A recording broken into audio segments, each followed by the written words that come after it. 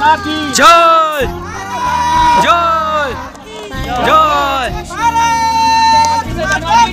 জয় মাতরম জয় হিন্দ জয় হিন্দ জয় হিন্দ বন্দে মাতরম বন্দে মাতরম বন্দে মাতরম জয় জয় জয় प्रजातंत्र दिवस की जय प्रजातंत्र दिवस की जय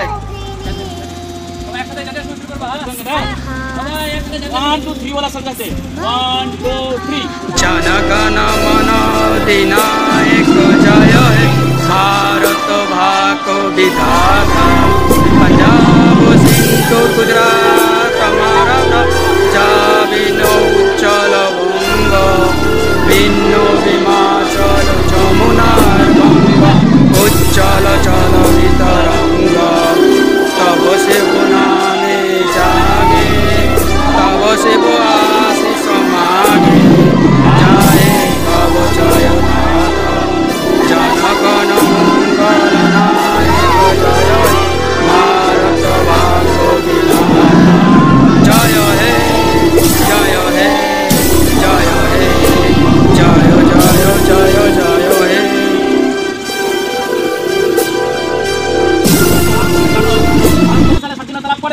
1947 সালে 15 আগস্ট ভারত 1947 সালে 15 আগস্ট স্বাধীনতা লাভ করলো।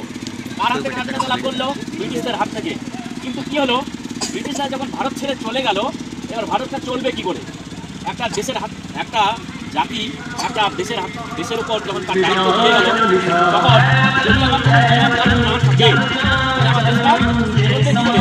কেমন করে পঞ্চবার্ষিকী পরিকল্পনা হবে, কেমন করে হিন্দু মুসলমান পাশাপাশি বাস করবে, জাতীয় পতাকা কেমন হবে, তারপরে যখন ইংরেজরা চলে গেল তখন ভারতের ভান্ডারটা শূন্য, সবটা নিয়ে চলে গেল। তাহলে কি হলো, ভারতের যে সংবিধান, সেই সংবিধান ছিলেন ডক্টর আম্বেদকর সাহেব। রাশিয়া, ফ্রান্স, তারপরে ইংল্যান্ড, বিভিন্ন দেশ ঘুরে ঘুরে বিভিন্ন জায়গা থেকে তাদের বিভিন্ন ভালো সাইটগুলোকে নিয়ে নিজস্ব কিছু ভারতীয় সাইট নিয়ে তিনি তৈরি করলেন একটা সংবিধান। এই সংবিধানে আছে মানে 6টা মৌলিক অধিকারের কথা বলা হয়েছে, সেই সঙ্গে আছে 405টা ধারা এবং অসংখ্য উপধারা আছে। এই ধারার ফলে কী হয়েছিল, এই সংবিধানের ফলে ভারতের নির্দিষ্ট একটা আইন আছে, আমরা যে কোনো কাজ যে কোনো সময় যে কোনোভাবে করতে পারবো না, আমাদেরকে একটা জাতীয় স্বার্থ রক্ষা করে চলতে হবে, তাই তো? আমাদের বাক স্বাধীনতা দেওয়া হয়েছে। বাক স্বাধীনতা দেওয়া মানে না এই নয় যে আমি যা খুশি তাই বলবো আর যাকে যেমন তাই বলে বেড়াবো রাস্তাঘাটে, লোকে কেউ সহ্য করবে না, ঠিক আছে?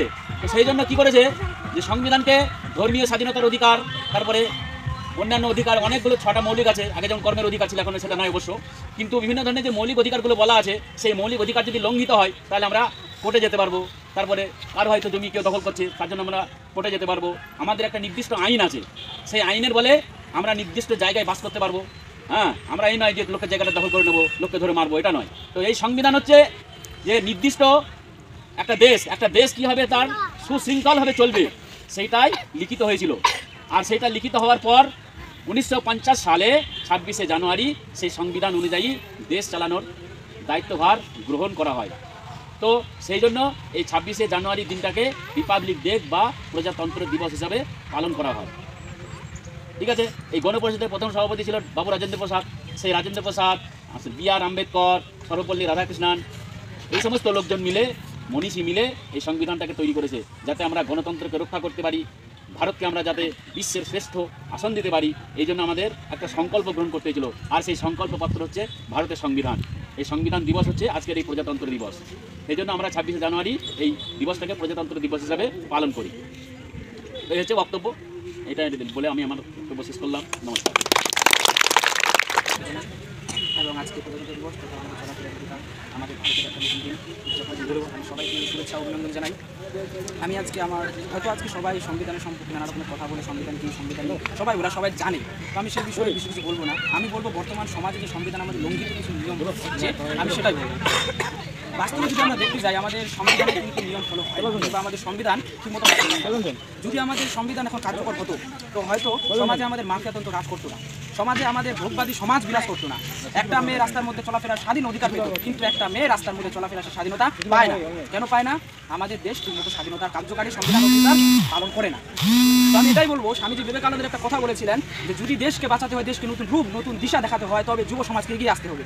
আমি তার হয়ে প্রতিনিধি হয়ে একটা কথা বলবো, যুব সমাজ আমরা এগিয়ে আসি, নতুন দেশ নতুন আরেকটা ভারতকে গড়ে তুলতে পারি। স্বামীজি বিবেকানন্দ নেতাজি সুভাষচন্দ্র বসুর যে স্বপ্ন নবজাগরণ নব ভারত, সেই স্বপ্নকে যেন আমরা গড়ে তুলতে পারি। সবাই আজকে হাতে হাত ধরে সংকল্প করি যে ভারত আরেকটি নতুন ভারত হবে, নতুন ভারতের দিশা দেখাবো, যে বিশ্বের মধ্যে সর্বগুরু হয়ে দাঁড়াবে। আমি এই বলে আমার কথা শেষ করলাম। সবাইকে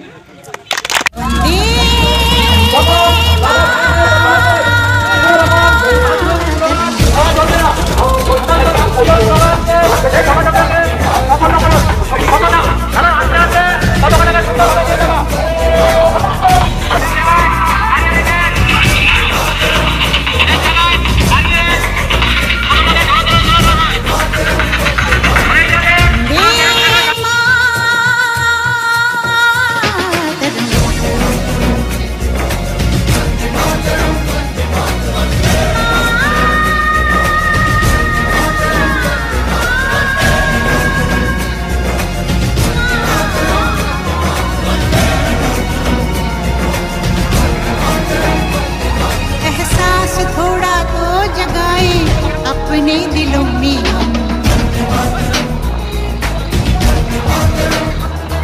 क्या नाम है अपना जहां में खड़े हैं कहां पे हमें जाना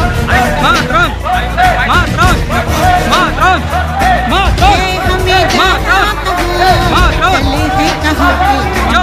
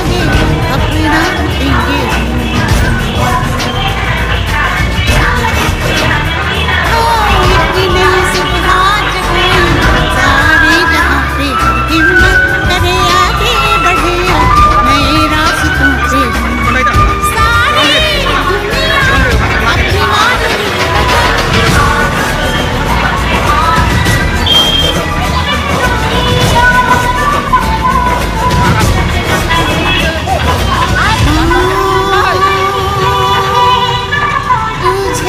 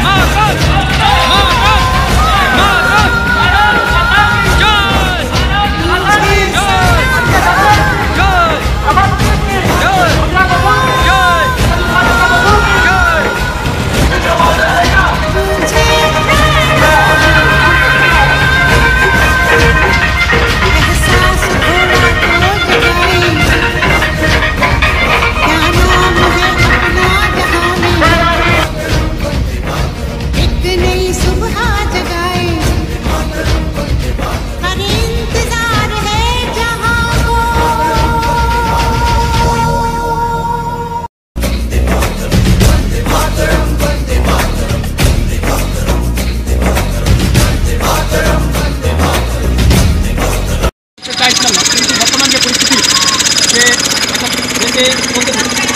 আমাদের ইন্টারনেট যে আমাদের পার্শ্ববর্তী দেশ আমরা দেখেছি কীভাবে আমাদের ইন্টারনেট তাদের বিতর্কিত ভাষণ সেই মাথায় রেখে আমরা যে আমাদের বর্ডার সীমান্ত এলাকা এই সকল নাগরিক সমাজকে রাষ্ট্রপ্রেম জাগানোর জন্য আমাদের এই 76 মিটার তিরঙ্গা যাত্রা কোথা থেকে শুরু হয়ে এবং কোথায় কোথায় পরিচালনা করি। এটা আমাদের চুয়াগাড়ি চৌরঙ্গির মধ্যে আমরা শুরু করলাম, তারপরে হাট্টাখালি মার্কেট হয়ে আবার আমাদের চুয়াগাড়ি চৌরঙ্গির মধ্যে সমাপ্ত করা হয়। প্রায় কত কিলোমিটার পর? প্রায় মোটামুটি ধরে নাও প্রায় 6 কিলোমিটার আপ ডাউন হয়।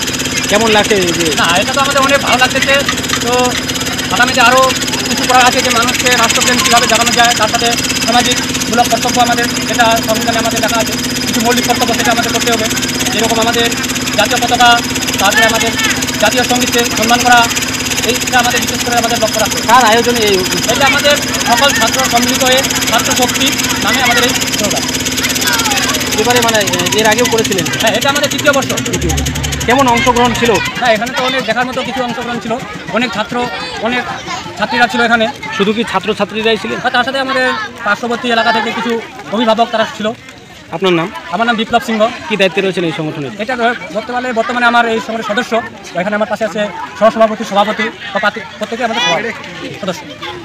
আর কেউ বলবেন কি বলবেন এবারে ৭৬তম প্রজাতন্ত্র দিবস পালন করলেন? ৭৬তম প্রজাতন্ত্র দিবস আমরা তিরঙ্গা যাত্রা ৭৬ মিটার তিরঙ্গা যাত্রা নিয়ে র্যালি করলাম। তো অনেক ভালো লাগছে। ছোটো ছোটো ভাই বোন, দাদা দিদি সবাই সহযোগিতা করেছে। সবাই সহযোগিতা করে যে র্যালিটা সম্পূর্ণ করলো, এতে আমাদের খুব ভালো লাগে। প্রতি বছর যততম মানে তত মিটার তিরঙ্গা নিয়ে আপনারা এই যাত্রা চালিয়ে মানে যততম বছর হবে আর কি, বছরে 1 মিটার করে বাড়তে থাকবে।